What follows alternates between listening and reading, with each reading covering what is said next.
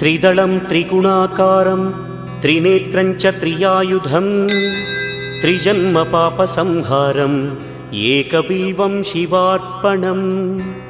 त्रिशाखैः बिल्वपत्रैश्च अच्छिद्रैः कोमलैः शुभैः तव पूजां करिष्यामि एकबिल्वं शिवार्पणम् कोटिकन्या महादानं तिलपर्वतकोटयः काञ्चनं शैलदानेन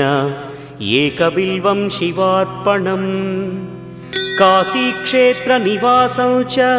कालभैरवदर्शनं प्रयागे माधवं दृष्ट्वा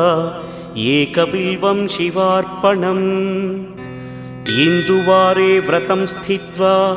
निराहारो महेश्वर नक्तं हौष्यामि देवेश एकबिल्वं